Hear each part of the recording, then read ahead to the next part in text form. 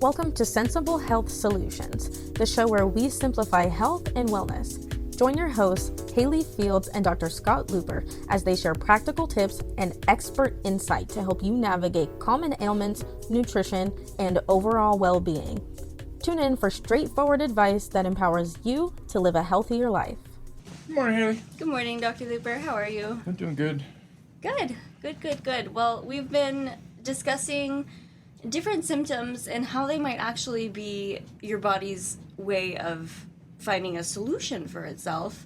Most symptoms are exactly that. Symptoms aren't the problem, even though it seems like they are. What they are is they're the solution. And so what you want to do is you want to work with your symptoms and not necessarily shut them down. Fever is a classic example. Fever turns out to be a benefit. Helps your immune system work better. Blood pressure. Blood pressure is another one. It turns out to be the solution to the problem of insufficient blood flow. Getting your body the blood it needs. Yep.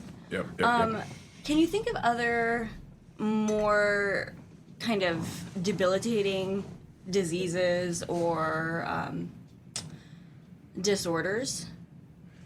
There's bunches. There's no end to this conversation here, seriously. There's one, though, that stands out because there's no cure. And pretty much when you show up with this particular problem, doctors cringe, and that's fibromyalgia. Fibromyalgia is when your body aches for no reason. For nothing. Yeah, you get this aching in your body, and the textbook definition of fibromyalgia is that you have intractable pain. That's pain that basically just doesn't go away, nothing works for, and it persists for greater than 3 months, and then it's widespread. And is it like chronic, or does it come in flares? Or it's chronic. Okay. Yeah, in the class, in the past, the way this was done is that you actually check certain spots on people's bodies, and if you had 18 of 24 spots or something like that, then you officially had a diagnosis of fibromyalgia. It's kind of loosened up in modern times. It's not so much you have to have exactly these spots to be sensitive. It's more like regions now. If you have most of your body sensitive to palpation, and the spots are like this, you go, boop, and it hurts. And it hurts. Like, that hurts. It hurts. Just that much it hurts. pressure? That much. That's it. Okay. That little spot, that little press. Or like on the arm. Yeah, this is not one of those spots. Right, but is it like centered around joints or muscles? Yeah, yes. Here's really what it is it's areas where the connective tissue sheaths that hold us, they're called fascia. Yeah. That kind of cross. There's big wide flat sheets, and then the sheets bundle, and then they tighten here, and then they spread out over to here. Your fascial sheets are just one sheet through your whole body, and it's just got these outpouchings, if you will, and where the nexi, is that the right word? Where the I'm not the doctor. are of these various fascial sheets, it hurts. And it hurts where you put a finger on somebody and it goes, ow, ow, ow, where it shouldn't hurt. Normal people, it's like, wow, you're touching me. Nothing. Whereas somebody with fibromyalgia, ow. Ow. It's not only that. That's the main thing. That's the thing that drives you crazy because you're in pain all the time. The other thing that happens is a whole bunch of other stuff where you're tired. Headaches. Yeah. And brain fog. Yep. Anxious. So not knowing much about it really kind of just initially sounds like a nervous system disorder. It is. Oh. It's a nervous system. Your nerves are actually causing the pain. I mean, right. That's what yeah. makes the pain sensation is nerves carry signals to your brain. Your brain says, ow, that hurts. And so, it's more than I'm saying, because there's a lot of other kind of functional things that happen where people's guts go bad. It's a common side effect of this thing. Or they have, Why do the guts go bad if it's the fascia? That's a good question. Uh-huh. Now we're working the problem. Right. So. Okay. First of all. And that would be like a symptom that would kind of point you in the direction of Yes. thinking it might be fibromyalgia? Yeah, no, the main thing is the pain. The pain. That's the pain. The fibromyalgia is the pain. Okay. There's a bunch of other stuff that goes along with it because it's a syndrome, and so these other things. But not everybody has everything. Everybody has the pain. Without the pain, you don't have fibromyalgia. So not everybody has anxiety, though it's common. Not everybody has depression, though it's common. Not everybody has brain fog, though pretty much everybody has brain fog. Brain fog is like one of those cornerstone symptoms as well as the pain. And I forgot one key one I forgot to mention is they usually have poor sleep. Actually, I forget the word usually. I'm soft pedaling it. They always have poor sleep. Self-induced poor sleep, or because of their condition? Yeah, they can't get comfortable. I have a theory, my personal theory. I'm giving you the punchline right now. I think this is a sleep disorder. Oh. It's a manifestation of a sleep disorder. Because personally, and I've treated lots of fibromyalgia. I treated fibromyalgia yesterday. So everybody has a sleep disorder who has fibromyalgia, without exception. I've never seen anybody with fibromyalgia that didn't have a sleep disorder. And I really think that's the fundamental problem with it. So let me back it up and say the treatment of this doesn't work particularly good. There's some medications that you take. Lyrica is probably the key one. And what it does, the doctors mostly focus on reducing pain. And so they have you take nerve medicines or sleep aids. That's kind of the new strategy that's come up in recent years, is people starting to work on sleep more. So back, I'd say in the early 2000s, I just had a whole bunch of fibromyalgia patients show up. And so I just had to start working the problem. And what I noticed after, I don't know, the fourth or fifth one, that every single one I'd been treating, they all have a sleep disorder. And if I could get them to sleep, they got better. Huh. And that was just practical experience. It wasn't like I had any theory on why this was the case. And why weren't they sleeping? Was it their own personal sleep hygiene, or was it their inability to sleep? Normally it's the pain. Okay. So it hurts to sleep, and so then they don't sleep, and so not sleeping makes it hurt. Yeah. You see where we're going with this? It's one of those Your body vicious needs cycles. the rest to actually fully recover. Yeah. So for the listeners who have fibromyalgia, I'm going to give you a tip right now. Sleep is key. What you want to do is you want to treat sleep. You treat sleep, and you're going to get better. Now, it's not the only thing to do, because if you got the pain really bad and you roll over and it hurts and you wake up, I mean, what can you do about that? I mean, actually, what most people do is they'll take some kind of sleep aid, which is basically another word for dope. They take something that is basically going to knock them out. Yeah. And what happens when you get knocked out is your body doesn't sleep correctly. It looks like it's sleeping, but it's not. There's 4 levels of sleep, and what you do is you go to level 2. And level 2 is not a particularly restful level of sleep. It appears that you're sleeping, and people say, look, she's sleeping or he's sleeping. But deeply, you're not really sleeping that much. The repair mechanisms aren't really engaged correctly, and then you're not getting the full benefit of the sleep that your body needs. Now let's talk about sleep just a little bit and kind of review what we know about sleep. So I'm going to ask you, why do we sleep? Why do we need sleep? Mm-hmm. What a stupid idea. 8 hours a day we have to lay there and do nothing? I mean, there's a lot of things I could get done during the night if only I didn't have to sleep. You sound like my 8-year-old. But we need to sleep because we need repair. Our cells need the deep repair. Yeah, we need a repair cycle. Mm-hmm. We do. And our body runs hard and fast, and it's doing all kinds of stuff. And we need to click it into neutral and then get the repair team to come in. Clear the factory floor and get the cleaners coming in and the fixers coming in to clean and fix. Mm-hmm. And then we're better versions of ourselves. Our brain in particular needs it because it sorts information at night when we're sleeping. Dreaming is a side effect of that sorting process. So everybody dreams. Lots of people don't remember their dreams, but it's not that they're not dreaming. They just don't remember their dreams. But dreaming is part of this process. There's information taken from the front of your brain, and it's processed through the hippocampus, and then it's distributed throughout your brain. And what that does is... I feel like the dreaming process is like on the lighter sleep stage. Because I can remember my dreams only in the morning. Well, after I wake up initially, and then I'll go back to sleep, and then I'll dream. Mostly that's when the dreaming's actually happening, though, is in the morning. Okay. The way the sleep goes is the first part of the night, your body's doing deep cleaning. Okay. And so you actually go paralyzed. I don't know if you knew that, but there's a switch that gets flipped, and then you go limp, and your body doesn't move. Now, your eyes still move. Right. But the rest of your body doesn't move. And there's this deep cleaning process that goes along during that process as well. eventually, oh geez, we're starting doing a whole show on sleep. No, Stop. we're going to fibromyalgia. Okay, let's just talk about fibromyalgia. So everyone with fibromyalgia doesn't sleep right. Yeah.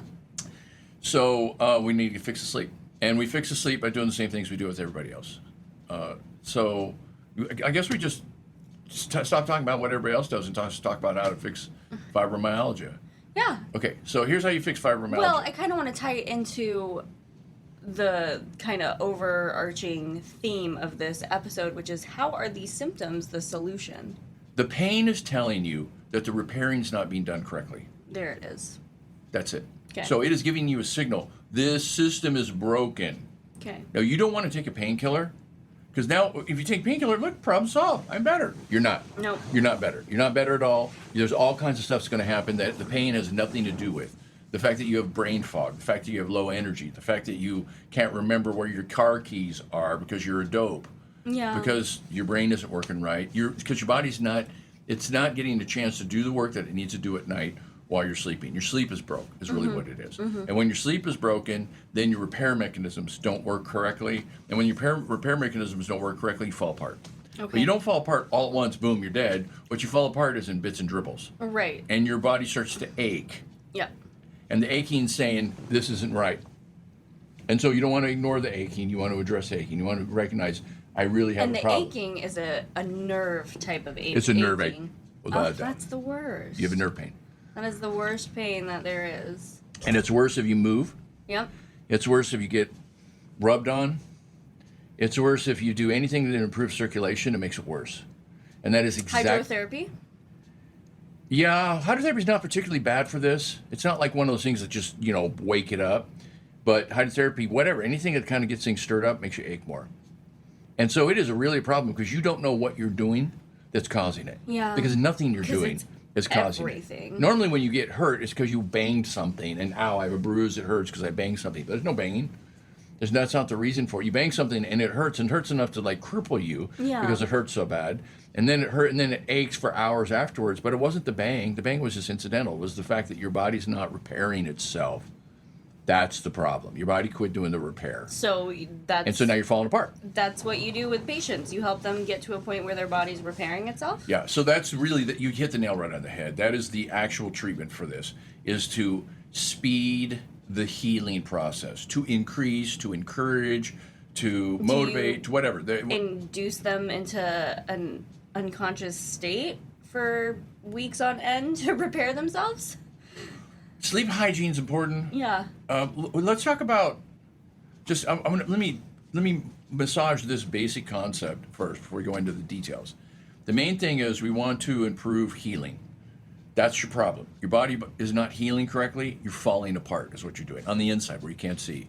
And so what we need to do is we need to improve healing. So now the question is, how do we do that? Well, certainly sleep is part of it, and that's the most important part. So we're going to have to address the sleep problem.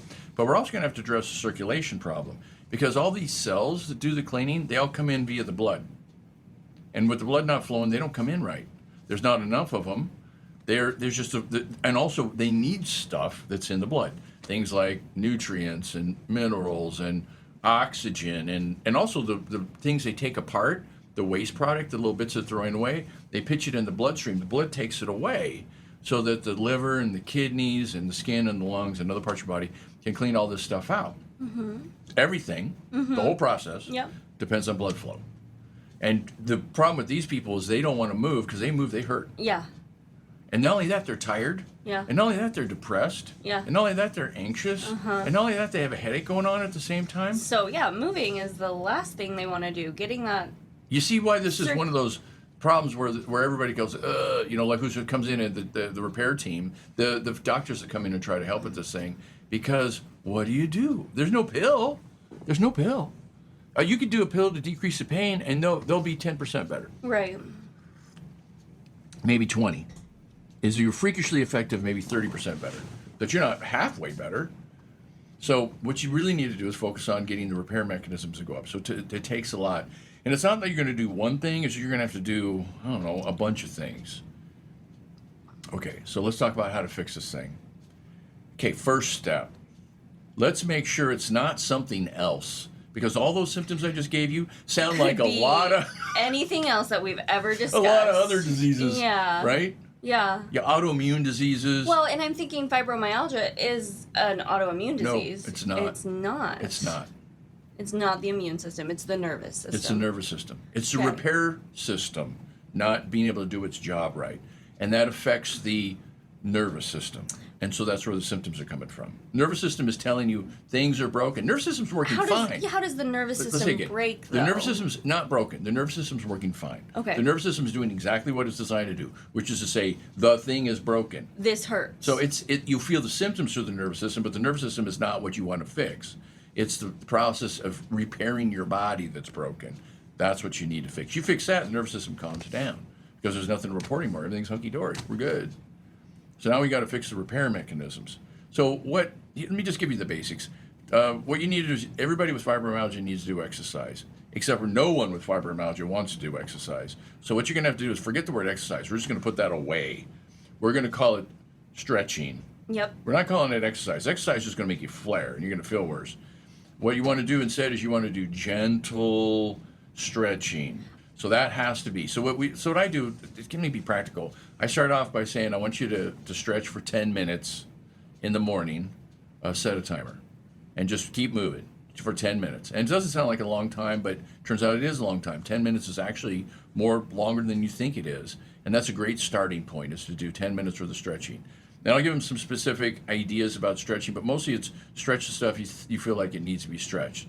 Your shoulders, your back, your hips, your legs, your neck. You got to do a twist. You have to do some kind of abdominal thing. Things like that. Gentle stretching things. Okay, number one. Secondly, we need to get you sleeping better. And so the dealio with sleep, instead of doing the whole show, let me just boil it down, is in nature, the way sleep works is you wind down. That is, you go from a higher state of consciousness to a lower state of consciousness. It takes a while, half hour, 45 minutes, something like that. And then at the last point, right before you go to fall asleep, melatonin comes up. And you get a wash of melatonin from your brain. And that triggers the switch from, I'm calm and peaceful to I'm asleep. There's this phase change. Melatonin mitigates that phase change. And then in theory, you'll drop down into stage 3 or stage 4 sleep. We'll work on that. And then sleep the whole night through. Okay. And none of these things are working for people with fibromyalgia. They don't fall asleep. They're in too much pain. Their brains are too active. If they do fall asleep, they wake up in the middle of the night. So there's a lot of details to this I don't necessarily can do in a half an hour. But let me give you the key ones. The key one is at the end of your day, stop working. Stop doing anything productive. Stop doing anything stimulating. Click it into neutral and coast out the rest of your day. So if you're going to go... And this is the hardest part for so many people, I could imagine, because after your day is done, you want a little you time. You want a little time to look into things that you didn't have the time to look into. And everybody these days has a device in their hands, so I could see this being the most challenging part of the protocol. Yes. These folks are highly motivated because they have so much pain, and their lives are ruined and they're crippled. And so it's not actually that hard to talk them into doing it. The way words matter, and so what I tell them is I say, I want you to take a vacation. I use the word vacation. I want you to take a vacation at the end of every day. The last hour of the day is you're not doing any work, no work. You're not going to do the dishes. You're not going to balance a checkbook. You're not going to work on your taxes. You're not going to do anything productive, nothing productive. So now you got an hour, got an hour of just coasting. What are you going to do? Well, I suggest you put on some pajamas. Brushing your teeth would be a good idea. You could fluff your pillow, right, and get your bed comfortable. Maybe a book or some kind of devotional that you do, and just basically wind down. Just take it from high, and then just coast into home. Mm-hmm. You get into bed, and because you've already coasted into home. Oh yeah, here's the other thing. I suggest you take melatonin. Not because melatonin is a very good sleep aid. It's not. It won't put you to sleep. It just doesn't. There's no dope. It doesn't decrease pain. It hardly does anything. Except for it does one thing, and that one thing is key. It takes you from almost asleep to asleep. And so I want to make sure that works fine, that the setup When melatonin fails, it's because people are vacuuming and they're cleaning their house. And when you're in the middle of doing that, melatonin does nothing. Yeah. Zero. Nothing whatsoever. But if you're almost asleep and you're in bed and you turn the lights off, then chances you're going to fall asleep goes up immensely. Question? How long does it take for the melatonin to have effect? About 20 minutes. Okay, so you want to take it 20 minutes before you go to bed. 20 minutes before you start your vacation or after you start 20 your minutes vacation? before you're actually... Okay, that's a good question. Yeah. How do you do this? When do you start the vacation? What you do is you pick a bedtime. Let's say 10. So your vacation starts at 9. And you take melatonin at 9:40. There it is, yep. That's how to do it. Okay. And then when you shut the light off at 9 and you've been winding down for an hour, that you're ready to go to sleep. The chances of this working is huge. It's absolutely the best treatment for insomnia that there ever was. Right now, what I'm telling you, this is better than any pill. Mm-hmm. And the thing is, if you do enough dope, you can get knocked out, and then you can actually sleep, but you're not sleeping. You only go to level 2. I mean, you do 5 shots of tequila, that'll wind you down pretty good. Yeah. And that'll knock you out. And you'll actually sleep. Again, you're going to be... But you're not in that REM sleep? No. Yeah. No. It's fake sleep. It's not real sleep. It's not restorative sleep. Their sleep is not restorative. We want restorative sleep. So you need to get deeper sleep. Now, in order to get deeper sleep, you need to be unmedicated. Right. Medication keeps you from going into deep sleep. It puts you into shallow sleep, but not into deep sleep. So you need to be unmedicated. Now, whoa. You Even just said take melatonin. Melatonin's a medication. No, it's not. Well, even sleep medications will put you into that shallower? Yeah. Okay. Yep. Sleep medications. Same thing. And sleep medications don't really work that well. It's not like you take sleep medication and suddenly, woo, problem solved, let's go. No, you're still dopey and you're still achy and you're still, it doesn't really fix it. So what about, taking melatonin at night and then feeling effects in the morning? Are you groggy? Are you drowsy? Are you hung over from the melatonin? No. What you do is if your sleep is particularly deep and you have a backlog of sleep, then you're going to wake up drowsy and groggy and hung over from the fact that you didn't get enough sleep because you need more than one night of good sleep. Yeah. Now, you got a good night's sleep, but it wasn't enough. And so your body's going hammer and tongs trying to get as much repair as possible. And so it's not effective. You can't fix this in a day. This is going to take weeks, months maybe, to really catch up on sleep and retrain your body to be able to sleep correctly again, is what it is. It's a process. This is not a one and done, we're going to do this thing and it's going to be fixed. This is changing how you live and then letting it settle in. And really get down to it's about a 3-month process. Now, if somebody's not better in a week, then we didn't do it right. I'll tell you again, if you're not better in a week, within 1 week, and feeling like my pain is less, I'm feeling better, things are moving up, my energy's better, my mood is better, all those things need to kick in soon because it doesn't take long for you to get better. I mean, really, you're going to start getting better in a day. Yeah, and I would feel like it would really take longer than a week for somebody to get used to their new cycle of taking a vacation and, stretching, like including these habits into a patient's everyday life if they haven't done that before, that's hard. So I would think it would take longer than a week. No, it's hard. Not as hard as you think. It's easy. It's easier than you think. You're right. It is hard. Change is hard. It's always hard. Except for it's not. Because what I'm asking you to do is common sense. And when you do it, you're going to think, I should have been doing this all along. Really, it's not like you're working against nature and you're trying to walk on your hands instead of your feet. Right. That's hard. You want to talk about hard? Getting or walking, doing all your business on your hand, doing hand, that's hard. Yeah. So we're really designed to use our feet and be upright. So then it turns out to be, it's a natural thing to do. Same as this. Sure. So this thing where you stretch, my dogs, when they wake up in the morning, go, Talk about nature. Yeah. They're really close to nature. And the cat, too. The cats, same too, thing. yeah. That's what I'm asking patients to do, is that thing, So right? Just do it a little more because you need some extra, so do it for 10 minutes. So we use herbs in this clinic because that's what you do. What herbs do you recommend other than the melatonin? Is there any pain herbs that you would recommend? This is a good question. So when we talk about things, we oversimplify. In reality, nobody comes up, it's classic simple like I'm saying here. Almost everybody has something else that's going on along with it. They have concurrent problems. And so the digestive problems that go along with fibromyalgia really aren't being caused by fibromyalgia. They're just being caused by the fact your body's not working right. And so the bugs have taken advantage of you. Now you got infections in your gut. And so you have IBS because you have infections. They're low-grade infections. They're not enough to kill you or not enough to give you a fever, but they're enough to disrupt your digestive system and make you irritable in your digestive system. So what we need to do is find the infections and treat the infections. So we do herbs to treat those infections is what we do, because herbs work better than antibiotics for treating gut infections. They just really do. They work better. We get a better result in the long run. And things like that. It may be that somebody's got, actually, not only do they ache because they're not getting enough sleep, but they also ache because that, they were horseback riding and they fell off and they hit their head, and ever since they haven't been felt right. So we got to do something about the actual trauma in their spine and their neck and their hip from the fall that they did. And have them do acupuncture, have them do chiropractic, have them do massage, have them do something that actually helps direct the body's attention to that area so that it can heal better.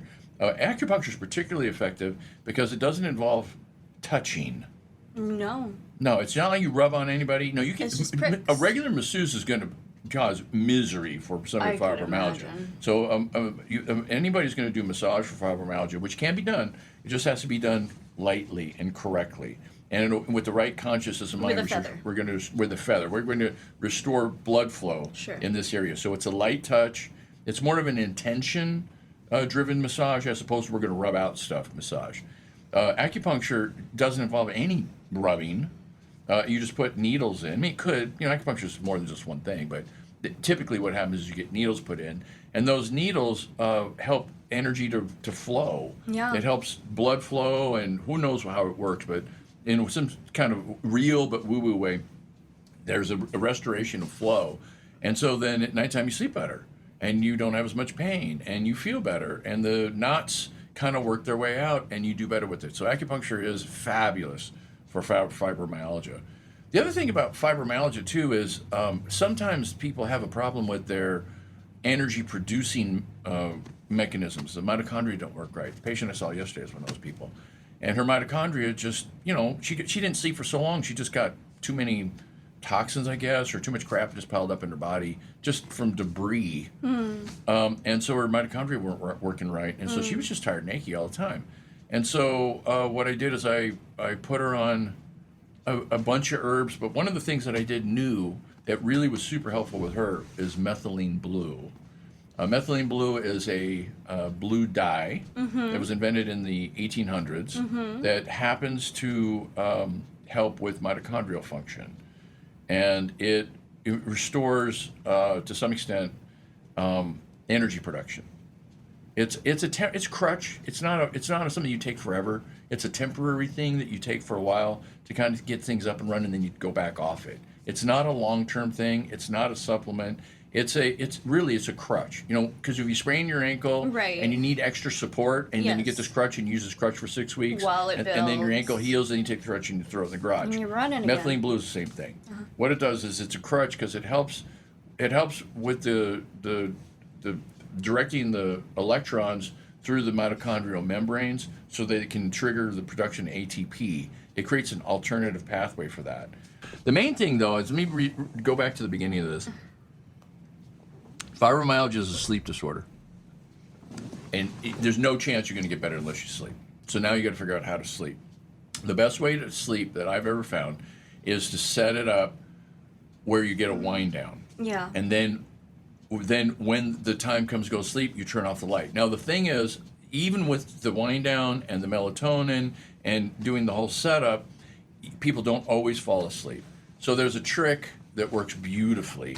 It's counting your breaths. What you do is you breathe in. If you're finding it takes you more than a minute to fall asleep, seriously, a minute, more than a minute, then what you do is you just start counting your breaths in your mind. Yeah. Don't say it out loud. No. Right. And chances are you'll be asleep before you get to, 17. Yeah. Like that.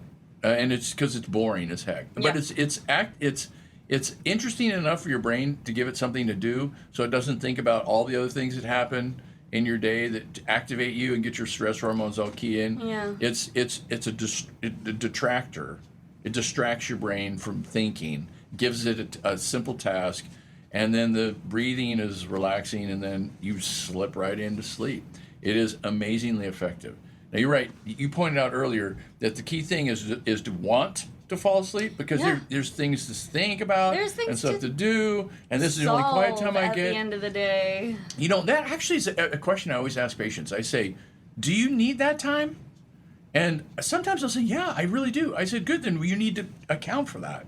I don't want to take that away from you. How much time do you need? I don't know, 20 minutes? Good. We're going to include 20 minutes in your wind down of you thinking about things that happen during the day. That's a good strategy. Yeah, That's meeting them in the middle. Yeah, but it's, you got to think about things. Okay, then when you're done with that, you're not going to do that all night long. No. At some point, you'll be done, right? And then you say, okay, I'm done now. And that's when you start the process, right? Dr. So you got to Luper, include that. I think we're over time at this point. Okay, all right. Very insightful, very interesting. Thank you so much. Hey, my pleasure. Thanks for tuning in to another episode of Sensible Health Solutions. We hope you found today's discussion enlightening and packed with practical tips to enhance your wellness journey. Remember, small changes can lead to big results. If you enjoyed the episode, don't forget to subscribe and leave us a review on your favorite podcast platform. Your feedback helps us bring you the best content possible. Stay connected with us on social media for more health insights and updates. You can find us at Sensible Health Solutions across all social platforms. Until next time, stay sensible and stay healthy. This content is for informational purposes only and is not a substitute for professional medical advice, diagnosis, or treatment. Seek medical advice from a healthcare professional for any medical conditions.